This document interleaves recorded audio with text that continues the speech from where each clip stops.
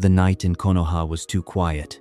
Naruto Uzumaki, at 19 years old, hated silences like that, not because they were bad on their own, but because after so many wars, losses, and battles, he had learned that certain silences felt like the world preparing for something absurd. And, most of the time, he was right. At that time, Kakashi still held the position of Hokage. The village was living through a rare period of more stable reconstruction. There were missions, patrols, reports, training, diplomacy, and all the normal problems of a large ninja village trying to stay at peace. In a world that never truly stayed peaceful for long, Sasuke traveled on reconnaissance missions. Sakura was deepening her knowledge in medicine, and hospital administration Shikamaru already seemed to carry half of the village strategic decisions on his shoulders, even before formally taking on more responsibilities. And Naruto, although more mature than before, was still Naruto absurd. Strength, an even bigger heart, and the irritating tendency to get involved exactly where the impossible was about to happen. That night, he had been called for an investigation outside the eastern perimeter of the village. Nothing impressive on paper.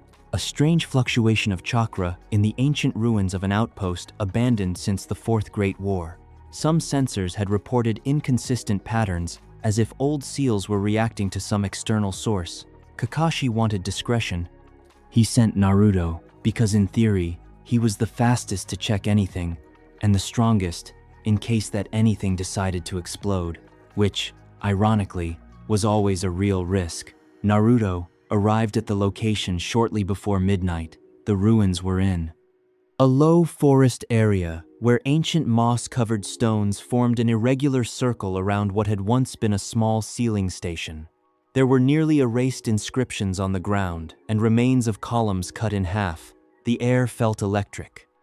Not in a literal sense, but as if it was filled with invisible tension. Kurama felt it before him. Naruto, said the fox, its voice echoing inside his mind with rare gravity. Something is very wrong here.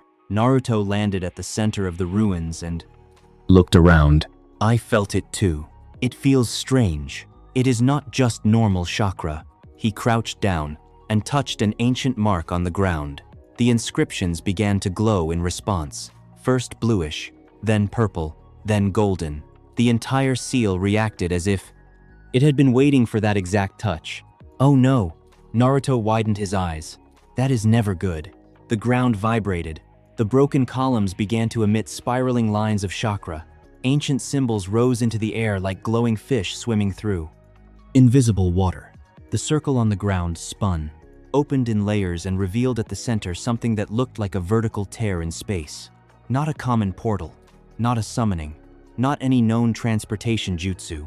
It was as if time itself, compressed by some forgotten combination of Rikudo seals, had been wounded. Kurama growled inside him. Get out of there now. Naruto tried to jump back. Too late. A colossal force pulled his body into the center of the tier. He felt as if every cell, he was being crushed and stretched at the same time. The air vanished. The sound disappeared. His vision shattered into hundreds of images that did not belong to him.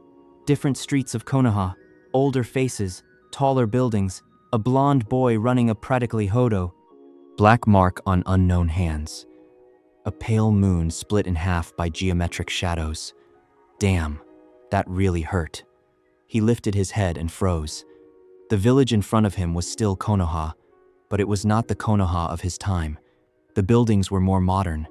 There were towers that did not exist before the streets were wider. The signs had changed. The stone faces of the Hokages had an impossible addition. Kakashi was still there, but beside him there was a face that made Naruto freeze completely. His own face, older, more adult, carved into the mountain. Naruto stared for a few seconds, his expression shifting between shock, disbelief, and the strange urge to laugh nervously. No, wait, that cannot be. Kurama spoke now more quietly. Naruto, I think you were thrown into the future. Naruto stood up immediately. What does not feel like an illusion or genjutsu. The flow of the world is different. The marks of time in this place are many years ahead. Naruto grabbed his head with both hands. You have got to be kidding me. I just came to check some stupid ruins. Before he could properly panic, he heard screams in the distance. Not ordinary market or daily chaos. Screams, but screams of panic. Naruto ran to the edge of a rooftop. On a street a few blocks ahead, part of the population was fleeing in disorder. There was smoke rising between buildings. A strange, heavy, hostile chakra cut through the air like a blade. It was not normal human chakra. It felt mechanical, alien, and monstrously dense at the same time. Kurama tensed. This is dangerous. Very dangerous. Naruto did not hesitate. Then we go. He jumped from rooftop to rooftop, moving at maximum speed. As he got closer, he saw signs of recent destruction. Small but deep craters, walls torn by circular blows, broken poles, black marks on the ground as if some corrosive power had been used. 3 fallen shinobi groaned near a corner, their uniforms unknown to Naruto, but clearly from Konoha. One of them tried to stand while covered in blood. Naruto landed near them. "Hey, what is happening here?" The injured ninja looked up confused. Who Naruto realized instantly he could not explain time travel in the middle of chaos. "I will explain." Later, who attacked Kara? The man coughed. A monster from Kara went after the child. The Hokage-san. Naruto froze for half a second. The Hokage-san. The Hokage. His heart beat differently. Where did they take him? The ninja pointed with difficulty toward the northern part of the village, where a more distant residential area already looked partially destroyed. Naruto dashed off without another word. As he ran, violent thoughts crossed his mind. The Hokage-san. That means my son. I really became Hokage. And someone from Kara is trying to kill him. What the hell is Kara? Kurama answered with brutal focus. Questions later. Survive now. When he arrived, he saw the scene. A destroyed house, outer wall, reduced to rubble, trees cut in half in the center of the devastated yard. A small blonde boy, blue eyes, wide breathing.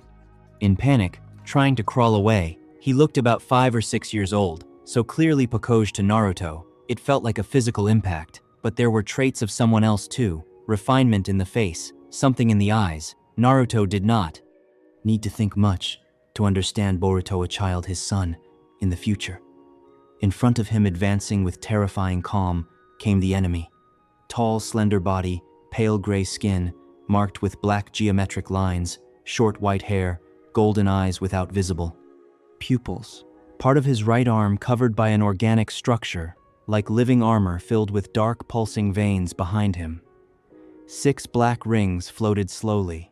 Each step cracked the ground. The presence radiated absurd power. "So you are the most important vessel of the leaf," said the creature. "Too small, too fragile, almost disappointing." Boruto trembled, but still faced him. "My dad is going to beat you." The creature tilted its head. "Is that so? Then it will be good to kill your hope before it matures." He extended his hand. Naruto dropped between them like an orange lightning bolt. The impact shattered the ground and threw dust everywhere. "Then try me first, you freak." Boruto widened his eyes. "Who are you?" Naruto glanced back quickly. "Stay behind me, kid." The creature observed Naruto for a few seconds. "Interesting. Your chakra signature does not belong to this timeline." Naruto frowned. "Timeline, so it is true. Space-time is spitting anomalies. Again, even better. I am Renkai Senior Executor of Kara. I was created to crush Jinchuriki vessels and heirs of godlike lineages. If you came from another time, I will gladly prove that not even the past protects the future." Kurama spoke inside him. "He is truly dangerous. Do not underestimate him." Naruto already felt that. "Boruto," Naruto said, "when I tell you run, understood? I will not run. You will." Renkai vanished. Naruto barely crossed his arms before taking a blow to the abdomen so strong it sent him through 3 walls.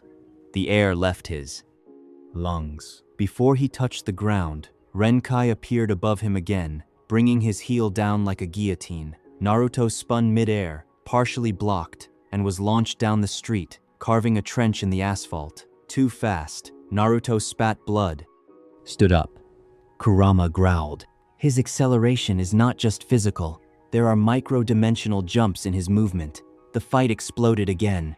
Clones, Rasengan, impacts, absorption, counterattacks, cuts, and destruction across the street. Naruto took hits, learned, and came back faster. Boruto watched from afar with fear and admiration. Renkai analyzed, adapted, and evolved. With each exchange, Naruto breathed heavily, but did not retreat. "You understand nothing," Naruto said. Renkai replied that he understood patterns and human weakness.